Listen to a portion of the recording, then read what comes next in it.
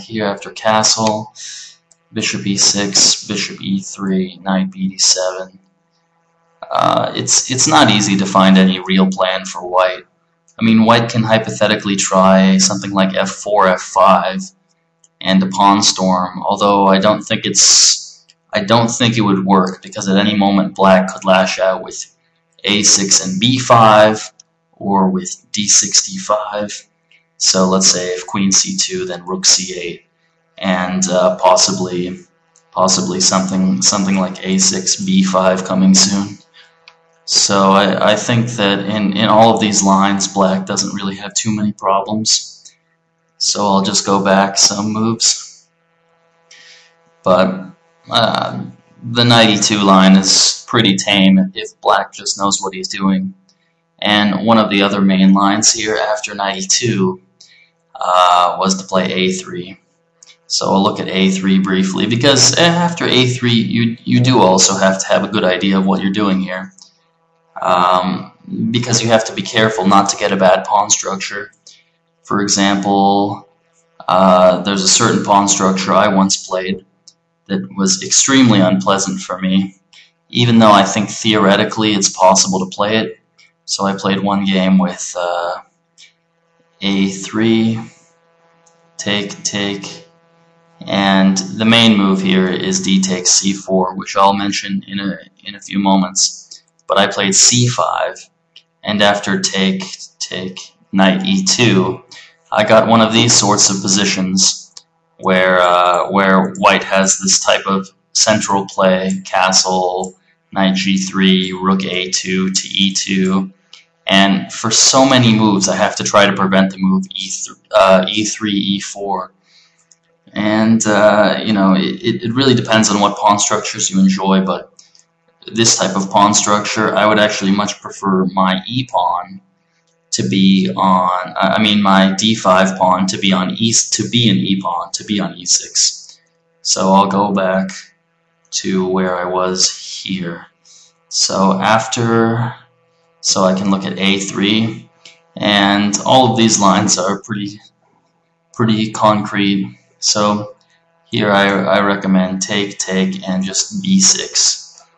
And there was a game with bishop d3, bishop b7. There was one slightly ridiculous game with knight e2, take, bishop e4, knight g3.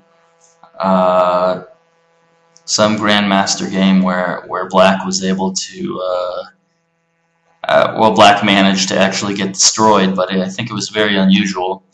The game went like this, and then knight e8, h4.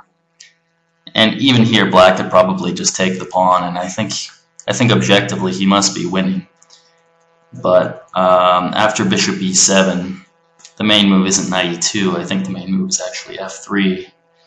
And there's one interesting move here that I'm not sure about it objectively, but it looks interesting. You could play the move e5, which is thematic in many positions, and it's very interesting if black tries to utilize some tactics if white takes on e5.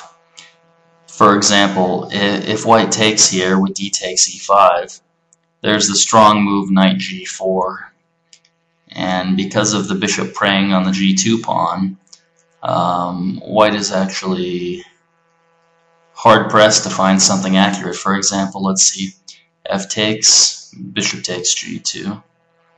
And now if bishop takes g7, if king takes, then queen c2 check wins the g2 bishop. Of course, he has to watch out for that. But king h8, I think g5 with the idea, the same idea. If the king takes, then queen c2, otherwise queen h5. So queen takes, knight f3. But in this line, after bishop takes f3, take, and g5. And if rook h6, then king g7. And in this line, it looks like black just ends up, black ends up with a much better position because of the extremely ridiculous pawn structure for white, with doubled E pawns and doubled C pawns, and then 2 more isolated pawns. But after knight g4, if f4, then you can play check, and queen h6, and now again it's still awkward to play white here. For example, if e4, you can play f5, take, queen takes, and there's still a lot of pressure on the position. If queen takes g4, queen takes c3, and the a1 rook's hanging. But something like knight a6 and knight c5, and there's extremely strong pressure on the e4 pawn coming up very quickly, so black might even be better in that position. But the basic point I'm getting at here is that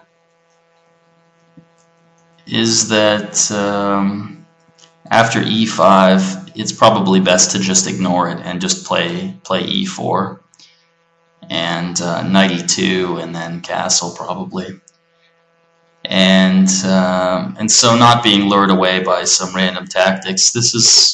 It would be a hypothetical way to play for black, but I think it is probably safer actually after f3 to just play knight c6, and then if e4, play a structure like this after d6.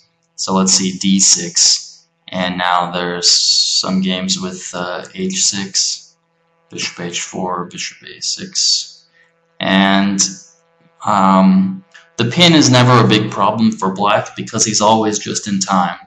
For example, if f4, you play e5 right away. If queen e2, threatening e5, again you play e5 right away. And it appears that he's just in time every time.